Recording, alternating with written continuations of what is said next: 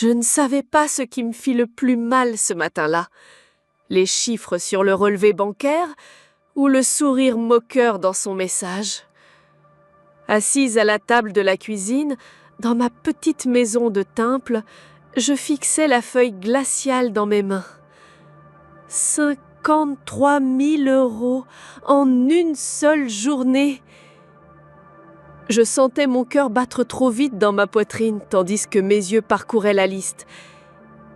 18 000 € chez Cartier, 22 000 € chez Tiffany, un séjour de luxe à Paris, des soins spa hors de prix, et en haut du téléphone, un texto d'elle. « Merci pour les cadeaux, belle maman. » Mes mains tremblaient, mais mes yeux, eux, restaient secs. À 72 ans, je croyais avoir tout vu, tout supporté. J'avais enterré mon mari, Harold, il y a déjà 7 ans. J'avais élevé mon fils seul dans cette maison modeste. Et pourtant, rien ne m'avait préparé à cette gifle. Je reposai la feuille sur la table et levai les yeux vers la fenêtre. Dehors, le jardin semblait paisible. Les rosiers que Harold avait plantés fleurissaient encore, comme s'ils ignoraient la trahison qui venait de s'abattre sur moi. Je passai une main sur ma joue. Comment avais-je été aussi naïve? Zuri, ma belle-fille, 3 ans qu'elle était entrée dans ma vie avec ses manières élégantes et son rire un peu trop fort. 3 ans que je me pliais en 4 pour l'apprivoiser. Je complémentais ses robes, je gardais pour moi mes histoires quand elle roulait des yeux, je souriais quand elle critiquait la vieille déco de ma maison. Je voulais juste ne pas perdre mon fils. Il m'avait tenu la main à l'enterrement de son père. Il m'avait dit « Je ne t'abandonnerai jamais, maman ». Et pourtant, quelque part, je l'avais déjà perdu. J'aurais dû comprendre plus tôt, ce soir-là, quand elle avait insisté pour aider à débarrasser la table, quand elle avait glissé son bras autour de mes épaules pour m'embrasser avant de partir, si proche de mon sac à main. Je pensais qu'elle cherchait un contact, que peut-être elle m'aimait enfin. Mais ce qu'elle aimait, c'était ma carte bancaire. Le téléphone vibra sur la table. Encore un message. « Paris est magnifique, la suite est incroyable, merci encore Agatha. » Et en pièces jointes, une photo d'elle, verre de champagne à la main, le bracelet scintillant à son poignet, comme un projecteur braqué sur ma honte. Je pris une longue inspiration et me levai. Je ne pouvais pas rester là, immobile. Je fis quelques pas, m'appuyant contre la fenêtre pour regarder le ciel gris au-dessus du jardin. Il n'y avait plus de place pour les larmes. Ce qu'il me fallait maintenant, c'était réfléchir. Et vous, qui écoutez mon histoire, dites-moi, d'où venez-vous?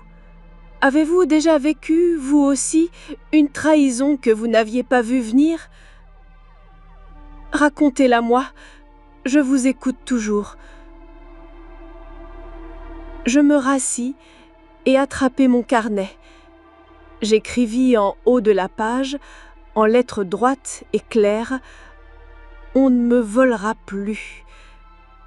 Puis, ligne après ligne, je notais tout. Les dates, les montants, les lieux. Je n'étais pas encore prête à appeler mon fils. Pas envie d'avoir tout en main. Pas envie de leur montrer à tous les deux qu'on ne joue pas ainsi avec une femme qui a consacré toute sa vie à sa famille. La colère montait doucement en moi, et sous la colère, un calme glacial s'installait. Elle croyait que j'étais vieille, faible, facile à manipuler. Elle allait bientôt découvrir que dans cette maison, rien n'avait été facile à prendre. Rien. Je posai le carnet et pris une gorgée d'eau. Et dans le silence revenu de ma maison, je me fis une promesse. Ils paieraient. Tous les deux.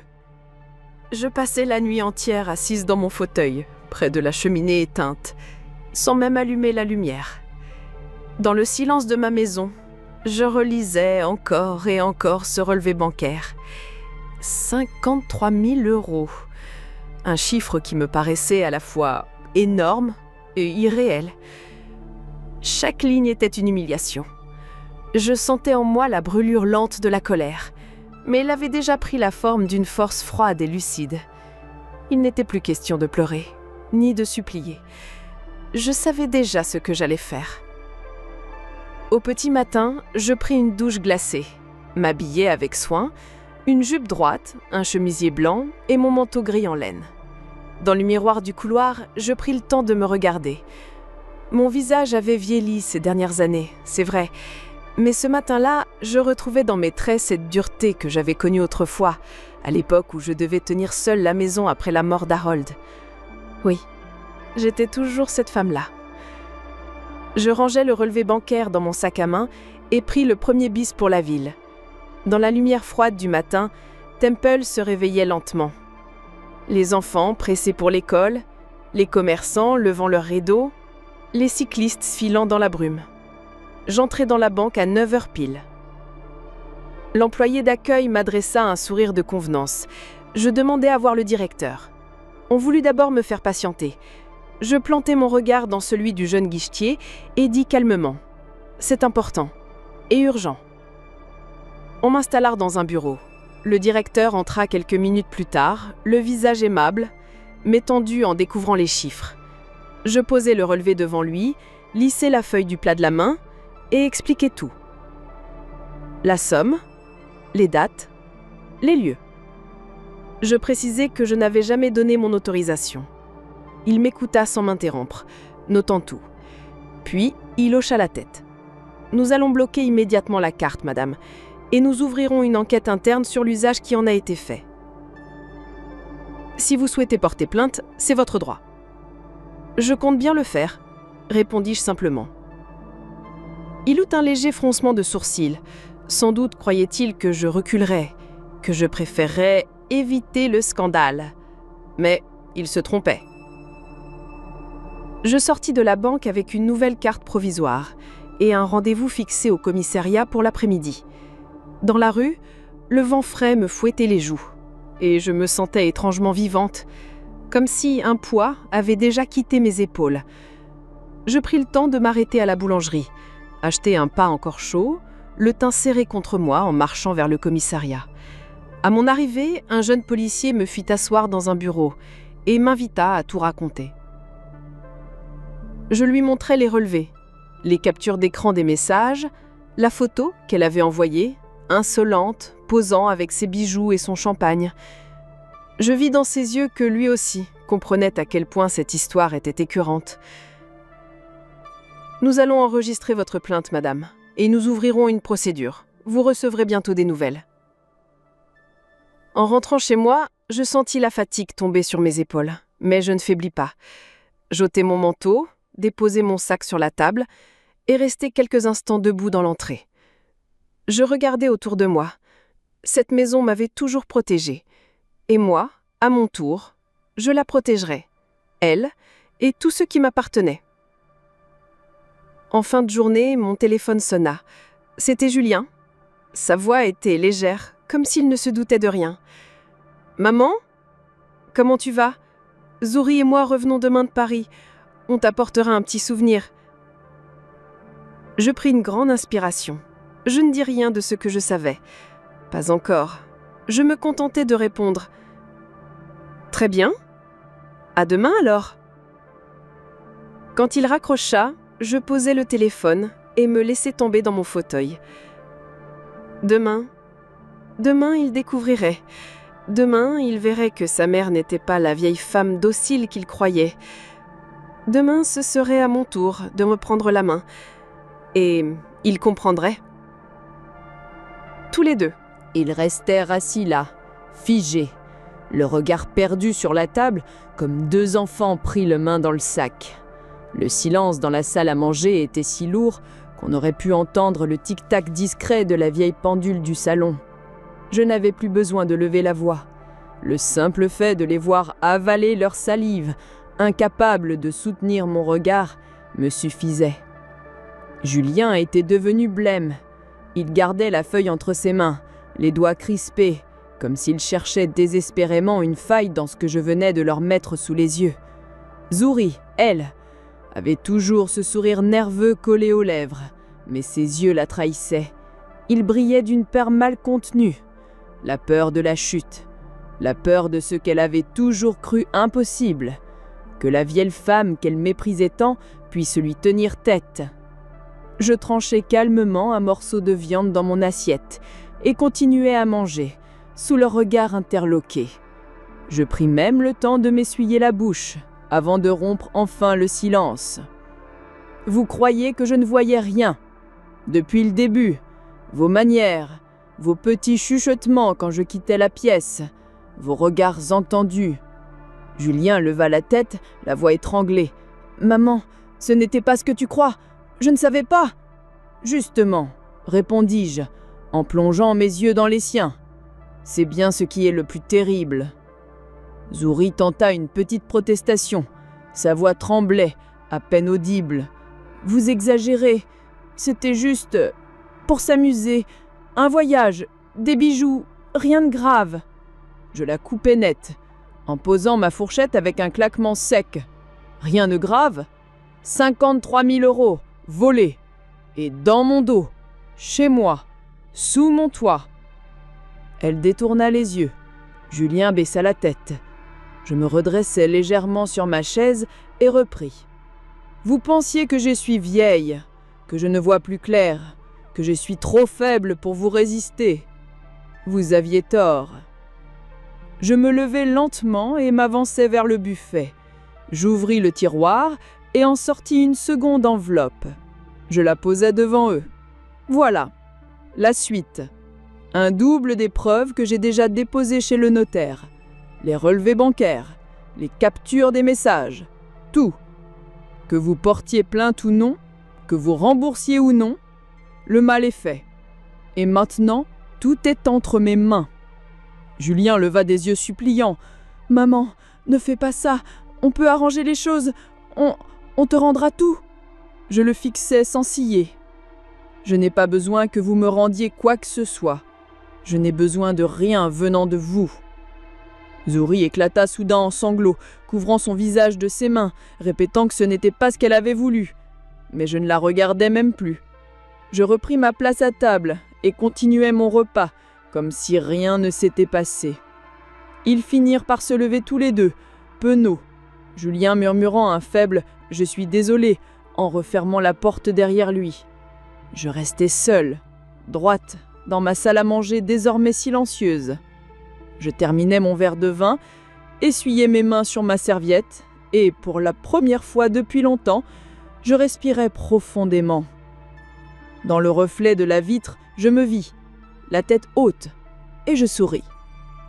Ce soir-là, je compris que la peur avait changé de camp, et que c'était enfin moi, la maîtresse de ma maison, de ma vie et de leur destin. La porte se referma doucement derrière eux, ne laissant derrière que le silence et un léger courant d'air dans le couloir. Je restai assise quelques instants, immobile, les mains posées bien à plat sur la nappe. La maison avait retrouvé son calme, et moi, j'avais retrouvé ma place.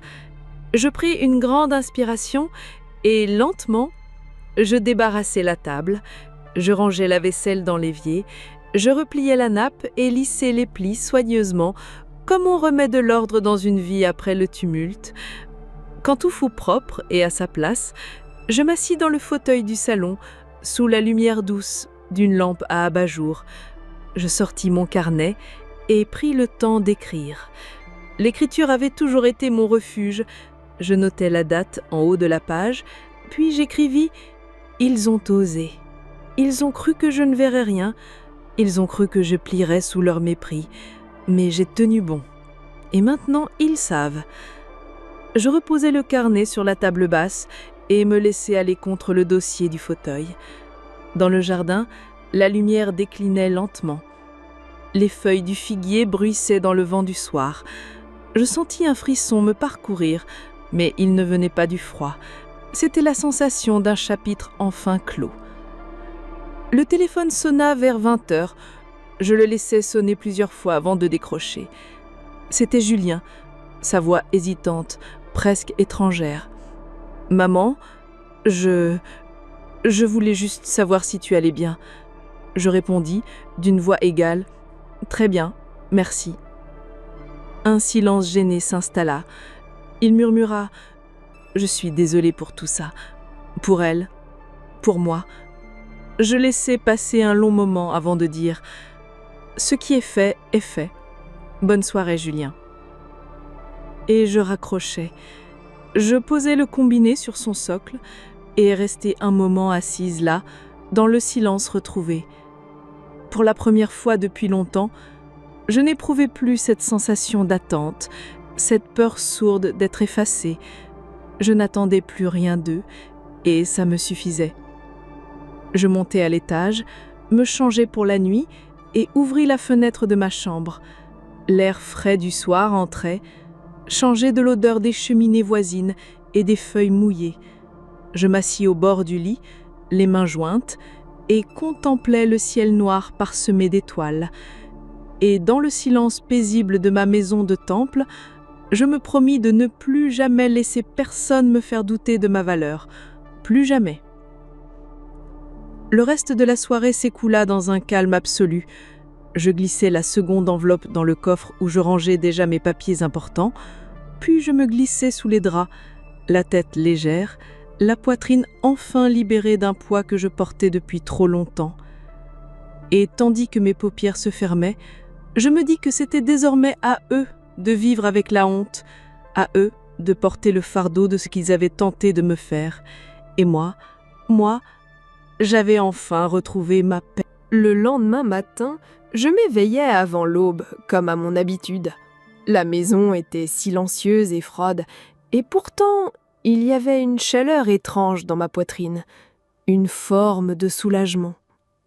J'avais dormi d'un sommeil lourd, sans cauchemar, sans remords. Je descendis à la cuisine, allumai la bouilloire, et tandis que l'eau chauffait, j'ouvris la porte donnant sur le jardin. L'air de Temple, vif et humide, vint me caresser le visage. Les premières lueurs du jour pointaient à l'horizon. Les pavés de la cour étaient encore mouillés de rosée, et les feuilles mortes tapissaient le figuier. Je les regardais longtemps, ces feuilles, et je pensais « tout ce qui doit tomber finit toujours par tomber ». Après mon café, je pris une décision. Je sortis mon carnet, relus mes notes de la veille et glissai dans mon sac la copie du dépôt de plainte, les relevés bancaires et la fameuse photo qu'elle m'avait envoyée depuis Paris. Il était temps que quelqu'un d'autre voie ces preuves. Vers 10 heures, je marchai d'un pas ferme jusqu'au bureau de mon notaire. Il m'accueillit avec une petite inclinaison de tête, m'offrit une chaise. Je sortis mes papiers, les posai devant lui et lui expliquai en détail ce qui s'était passé, la somme, les messages, la duplicité. Il m'écouta sans m'interrompre, hochant de part en part, ses lunettes glissant légèrement sur son nez. « Vous avez très bien fait de tout conserver, dit-il en refermant le dossier. Ne vous inquiétez pas, tout cela sera réglé proprement, et votre sécurité financière sera garantie. » « Je ne veux pas seulement récupérer mon argent, répondis-je. Je veux qu'il sache que je ne me laisse pas humilier. » Il esquissa un léger sourire. « Ils le savent déjà, madame. » Je sortis de son bureau avec le cœur plus léger. La pluie avait commencé à tomber sur Temple, fine et glacée, mais elle n'entamait pas ma détermination. Je marchai longtemps dans les rues pavées, passant devant la mairie, la boulangerie, la vieille fontaine. Chaque pas me rapprochait un peu plus de moi-même. De retour chez moi, je rangeai mes affaires, remis de l'ordre dans le salon et fis brûler un peu d'encens dans un coin de la pièce. Je m'assis dans mon fauteuil, près de la fenêtre, et laissai mes pensées vagabonder. Je repensai à Julien, à son appel maladroit, à ces « je suis désolée » répétés comme des formules creuses. Je repensai à elle, avec son sourire méprisant, ses mains parées de bijoux volés, ses lunettes de soleil posées comme une couronne. Et je souris, parce qu'au fond, ce n'était pas moi qui avais perdu. Ce soir-là, je mis la table pour moi seule, dressée comme pour un dîner d'honneur. Une nappe blanche, ma plus jolie assiette, un verre à pied rempli de vin rouge.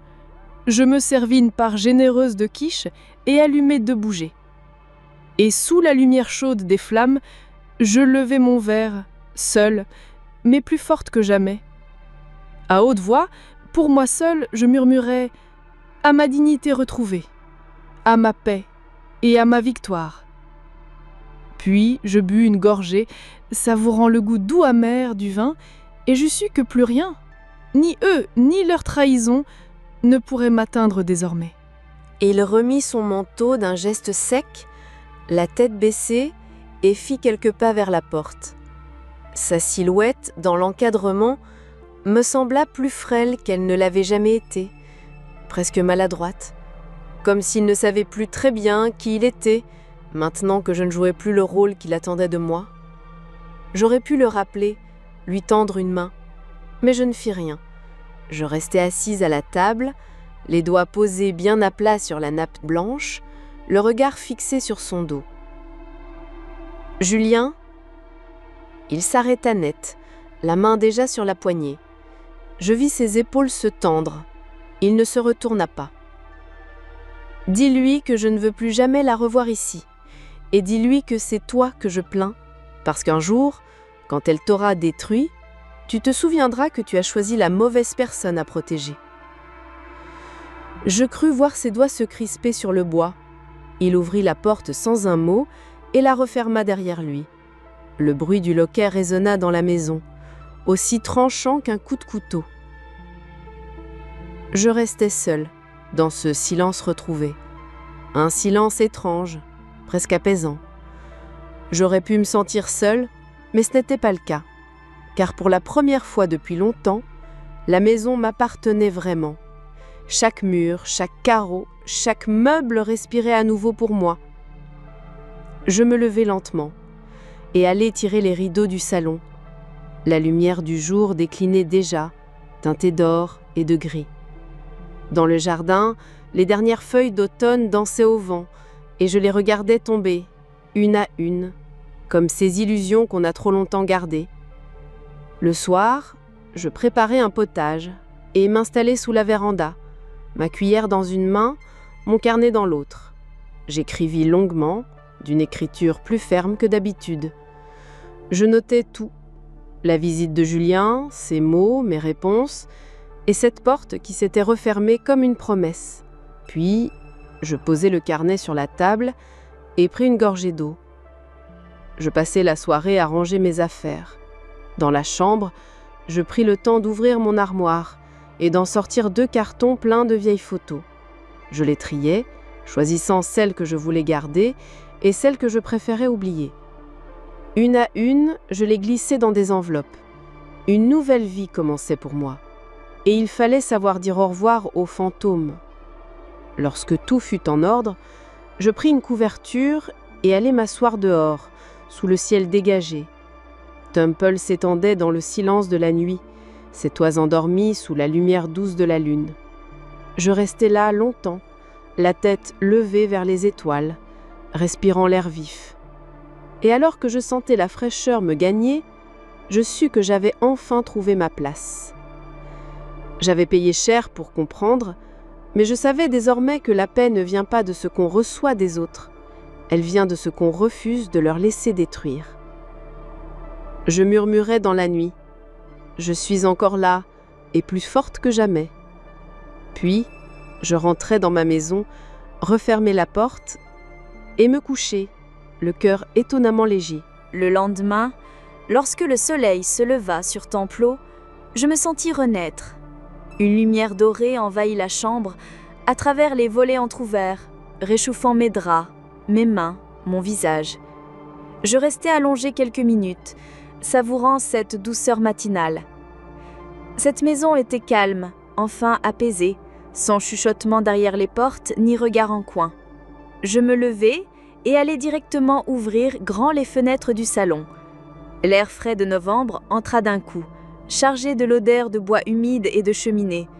Je fermai les yeux et inspirai profondément, remplissant mes poumons de cette nouvelle sérénité.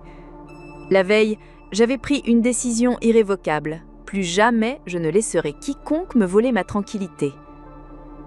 Je passai la matinée à préparer la maison pour l'hiver.